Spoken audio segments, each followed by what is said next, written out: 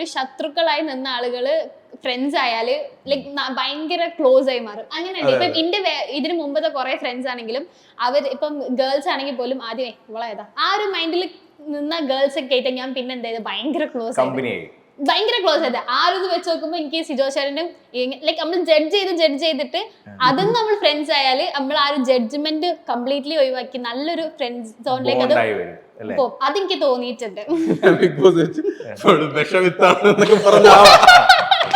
നോറ ഉമ്മയും വാപ്പയൊക്കെ നിൽക്കുന്നു. അപ്പൊ നോറ വീട്ട് പറഞ്ഞ് അയ്യോ ഉമ്മ നിൽക്കാം. അപ്പോഴും ഞങ്ങൾ ശത്രുക്കളാ. ഉമ്മയെടുത്ത് വാപ്പെടുത്ത് ഞാൻ സംസാരിക്കുന്നുണ്ട്. കാരണം ഉമ്മയും വാപ്പയും ഞങ്ങൾ തമ്മിൽ ശത്രുത അവർക്ക് അറിയേണ്ട ആവശ്യമില്ലല്ലോ. ഉമ്മയെടുത്ത് വാപ്പെടുത്ത് ഞാൻ ഭയങ്കര അടുപ്പുവാ. അപ്പൊ ഇവള് ഉമ്മയെടുത്ത് പറഞ്ഞ് ഉമ്മയെ ഇവരെന്നെ വിഷവിത്തെന്ന് വിളിച്ച്. അപ്പൊ മനസ്സലിയണമല്ലോ. അപ്പൊ ഞാൻ പറഞ്ഞു ഞാൻ വിളിച്ചു. കാരണം ഉമ്മ ഇവള് വിഷവിത്താണ്.